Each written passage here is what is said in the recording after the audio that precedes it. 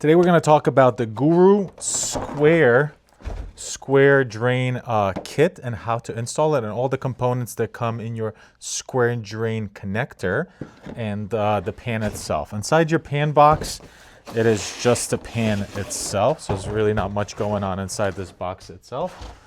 So when you take the box, here's what it looks like here. And for us, we already have a hole here because I was doing a tutorial on our linear drain, but let me show you how this goes together here as well. So this is what our pan looks like laying down. And what you want to do is find the center of this cutout here, because that's going to be important for our the hole that we have to cut for this connector. So when you go and open the connector kit itself, inside here you will see all of these parts. Some of them you need, some of them you don't need, and we're going to go through all of it. First of all, this part right here at the bottom, this is something you're not going to need. This is for a transition between like an OD drain to this drain, but typically that's only used when you're doing a mud bed, so you're not going to need this. Then you have this part, and this right here is our connector. This goes in the back of right here, and that's how it fits. You do have a little bit of wiggle room here, which is perfect. So that will go in there. Then you have a clamping ring that goes in there, and then this is the drain assembly that we're going to talk about. But what we're looking for right now is we're looking for this. So this template right here is a square drain cutting template. We're gonna open this back up and we're gonna go to our X. And the way I like to do this is you can go ahead, take this sticker right off, and there's an X right here, and then there's an X right there, and we're just going to marry them. Put one right on top of the other. You can kind of almost see right through it. Go just like that.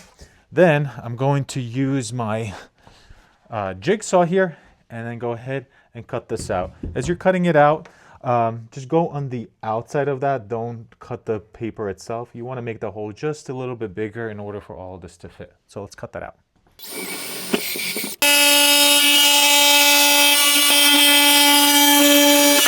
All right, so now that our hole is cut out, we're going to take our connector and put it right into here.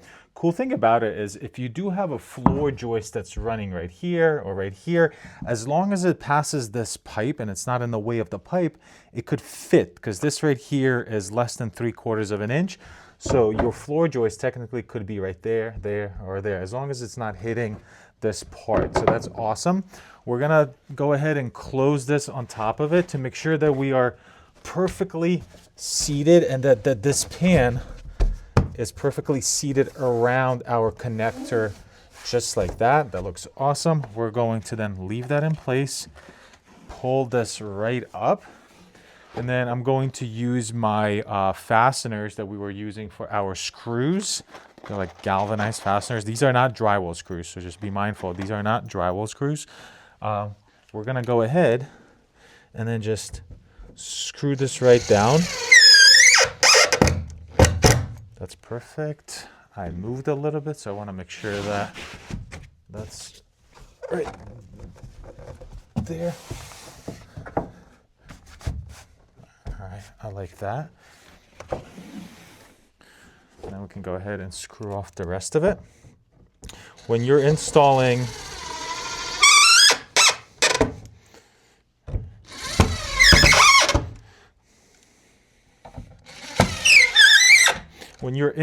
the pan itself, you would like to use a 3/4 inch or 3/8 inch, sorry. We'd like to use a 3/8 inch trowel on the floor, and then you want to back butter the pan itself. All these channels right here, we want to fill them with thinset to make sure that we have a really nice bond with the pan itself. Next, once you have done all of that, what I like to do is, or what you have to do is you're going to grab your sealant, then you're going to put the sealant right underneath it.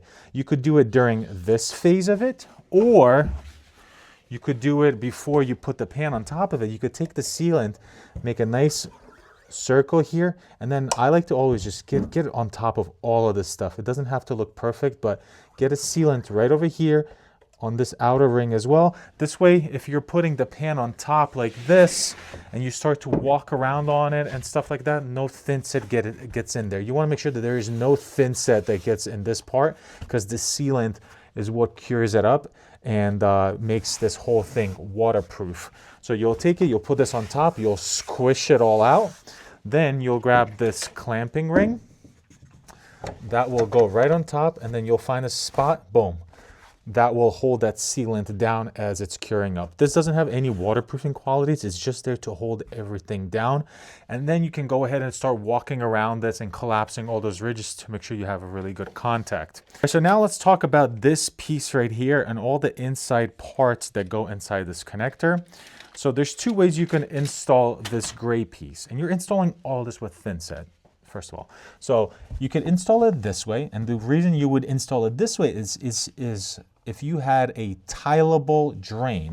So if you see our piece of tile is at this height right here, our drain will go into here. You cut that piece out, and then it marries this perfectly. If you need that to come up just a little bit, what you would do is grab this spacer right here, put that in there, dry fit everything, see if that works out, boom, you're good. Most of the time you don't have a tileable drain. What you'll do is take this piece and install it this way.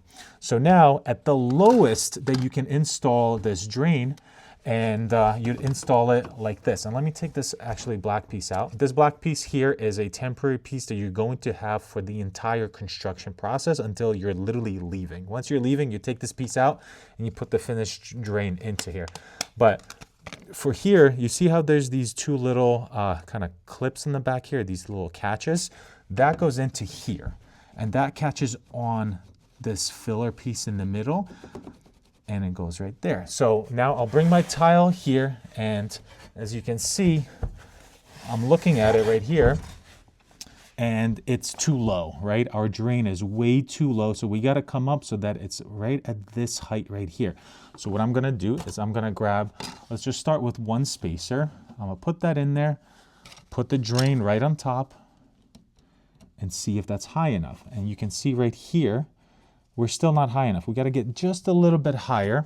So I'm going to grab another one of these, put it right on top here, and there is a way that they clip into each other. I don't know if you can see it right here. You see how they kind of come right into each other? That's what you want. So now we have two spacers there. Then we're going to put this on top, and look how nicely that marries it.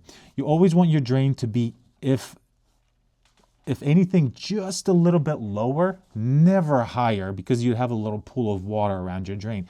So that right here is perfect. I'm really happy with that. This is going to go into here as well, and then you're ready to go. So we don't need this piece right here. All of this gets filled with thin set. These pieces right here, when you're stacking them, you just fill them all with thin set all around this. You could add even a little bit of thin set here if you want, but it's not necessary because this is very strong. The structure right here is very strong. So don't even put any of that. Just thin set all around there. This goes right on top. And then you can go ahead and start installing all of this for your shower kit. So that's your square drain connector and all the components and how they go into together. And let me see if I can find the drain to then show you what it looks like when it's installed. So then when you're ready to take this piece out, that would be right here, when everything is tiled, grouted, even grout everything, when you get your drains themselves, you push on this piece right here, or you might have to get a screwdriver and just pop this right out. Once that pops out, you can take this and put it right into there. The cool thing about it is basically you won't see any perimeter. So if you ever wanted to replace this or upgrade this or just kind of renew it 5 years from now, whatever, you can always just take this out and then you can get a new piece for it. So you don't have to demo out all this stuff in here. So this right here is the piece that you would buy if you had a tileable square drain, an Integra drain that would go right into here. You will take this centerpiece and you will actually flip it around so that it sits like this, so that this piece can then go ahead and sit right inside of that as well. Because now, as you see, if we can bring our tile right up against it, it is right there. So it's lower than our drain itself. So when we put, or it's higher than the drain itself. So when we put our tile into here, it will be almost at that level. But it does look like we need to bring that up. So when we're gonna try to bring that up, we're gonna take these spacers. So we'll take this out for a second. I'm gonna put, let's try one spacer and see what that looks like. If I put that one spacer in there, we don't quite have the height because we want this to be even together. So let's take this and put another spacer in there.